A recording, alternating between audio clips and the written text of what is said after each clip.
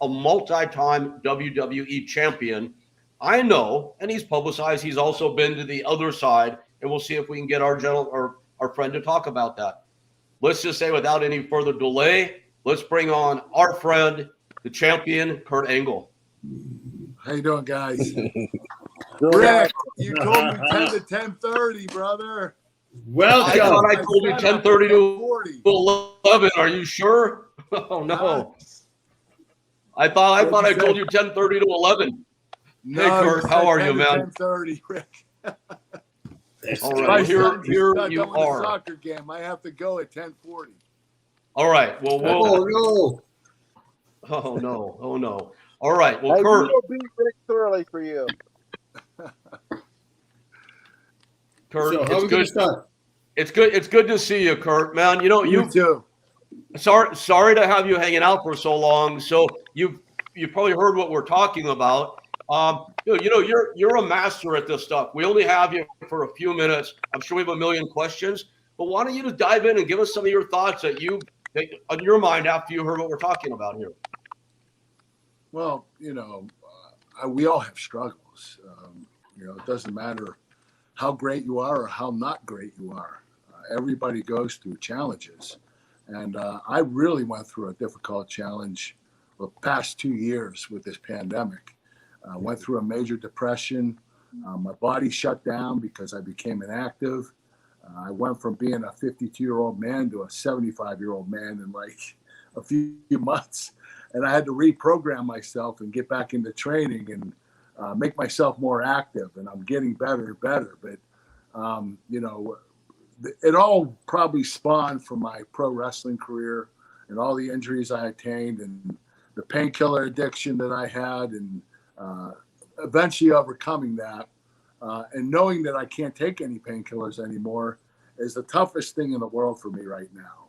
And do I struggle? Yes, but am I ever going to take them again? No. Wow. So, and you the same. We were talking about it last week with the JBL also. We all go through this. With me was alcohol and pills as well. OxyContin. You had an alcohol. Did you have that problem as well? Because I read online that you're going to check yourself in. The pills transferred to alcohol, and I had to find a way. And when I quit taking the painkillers, I started drinking alcohol. And what that got me was 4 DUIs in 5 years. I ruined my reputation. I've been working the last 8 years to gain my reputation back because when you do stuff like that, you're basically ruining your life. And but we have a forgiving society, so as long as you can turn your butt around and move forward and stay on the positive, you're going to get accolades for it eventually. Hey, Kurt, what were the injuries, Kurt, that you were dealing with in terms of the pains? The pain was the pills. Then what was the alcohol? Just placing the pain that you were feeling when you gave up the pills, or what were the injuries? Well, the injuries were a lot of knee injuries, back injuries, and mainly my neck. I broke my neck 5 separate times, and that's when I got introduced to painkillers. First time I broke my neck was before the Olympics in 1996. I actually wrestled in the Olympics with a broken neck, and the next time I broke it was in 2003 in WWE, and that's when a doctor introduced me to painkillers. And I liked them a little too much. I took one, and it made me feel alive. And when one didn't work anymore, you build up a tolerance. Then I started taking 2 turned to 4 turned to 8 turned to 16. Before I knew it, I was taking 65 extra strength Percocet a day. Are you sleeping during this time? I mean, way to death. Huh? Were you sleeping? I mean, what did the pills do? They made me feel energetic more than anything. Oh yeah. It was a very trying time for me, but when you build up a tolerance, you want that feeling back, so you keep taking more and more. Yep. And it never ends. I mean, if I wouldn't have quit, I would have continued on. I probably would have died. Yeah, yep. like so many of our friends have. And Kurt, you mentioned just a few minutes ago, you said you're done, and you said it with such conviction. Like, what's the switch that turned where you're done? What's the big catalyst? Well, what I've gone through the last couple of years, and the injuries I sustained throughout my career. If I haven't taken it for 8.5 years, I don't plan on taking it. Once it gets easier, the longer you stay clean and the more confident you get. So you go 6 months clean. That's great. That's not really that great, but you go a year and you start feeling a little more confident, and you believe in yourself that you can continue to stay clean.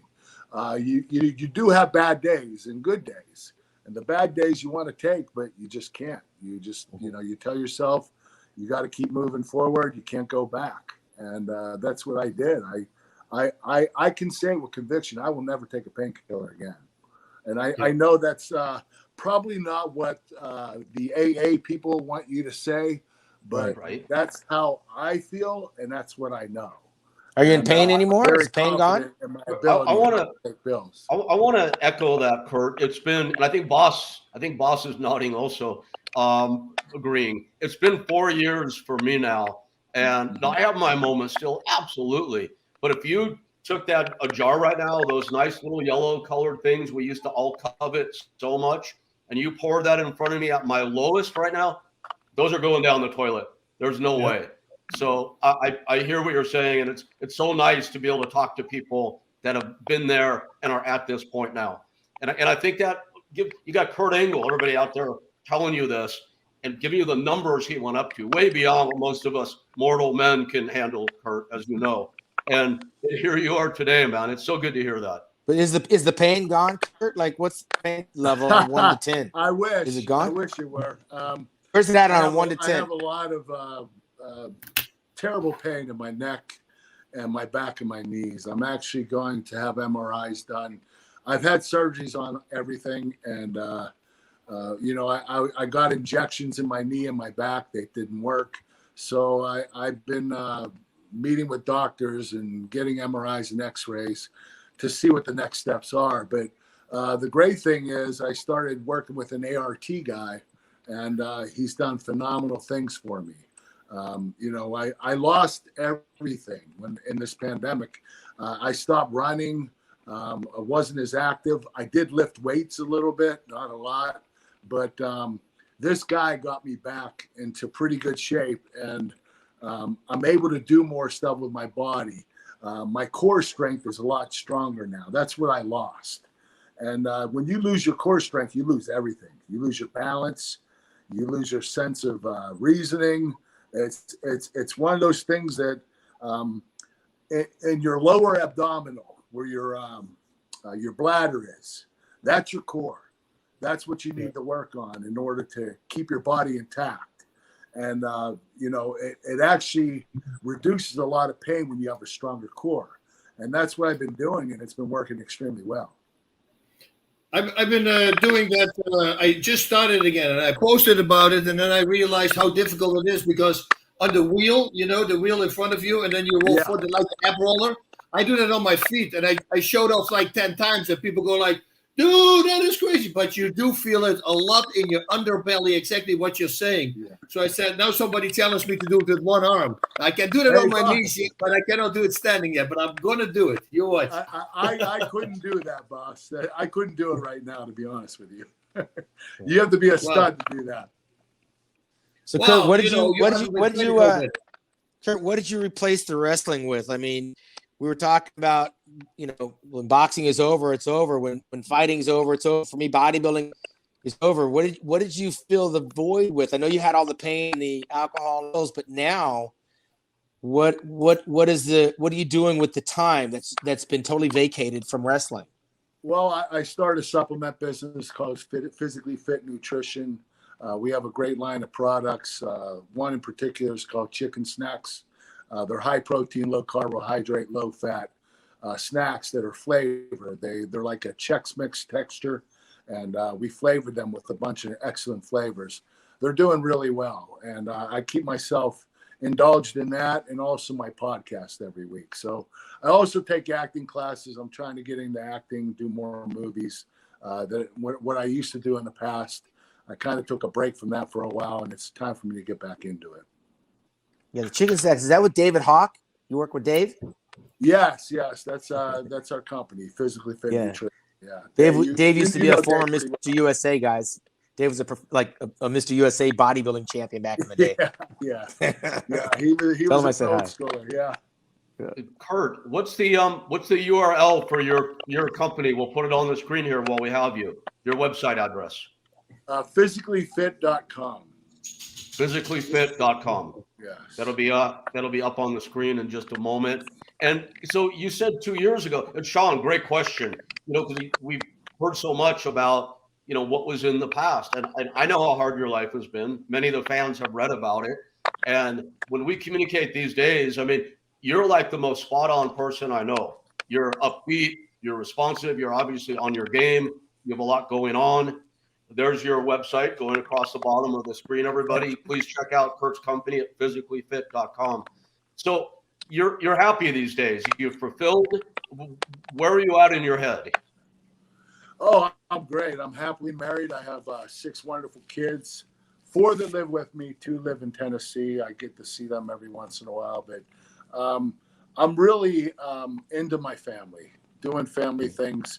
That's the cool thing about this pandemic is it enabled me to slow down and stay at home and get to know my kids better, which I never did before.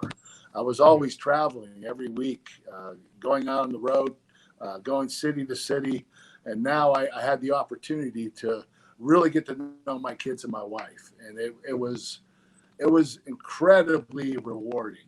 And I can tell you that I'm a little, I guess, antsy about getting back on the road again. Yeah. I've been stuck at home for a couple of years, and I'm good. I had a good time with them, and it's time for me to start moving forward. So you're going to be out doing a lot of appearances again and whatnot, aren't you? I know you look forward. Good. You going to make it to Hawaii by any chance? Do you know? No, I would love to. I went to Hawaii a couple of times. The crazy thing is in WWE, we never stayed overnight.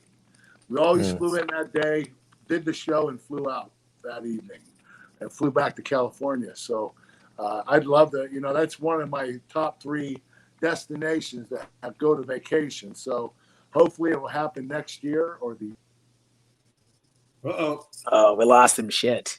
We lost Kurt. Okay. Hopefully he'll come back on. Sean, solid guy. I was thinking maybe in connection with the shows that you do in Hawaii, you could do something with Kurt to get him out here. We would love to have him out there at the show. Obviously, November 20th is coming up fast, but yeah, we have stuff going on out there all the time. And now I know he's interested. I know his business partner, Dave Hawk. I'll try to put something together. Yeah, that would be cool. I could definitely There see he you is. guys making that. And he's back. Hey, Kurt, you there? Yes. I don't know what happened.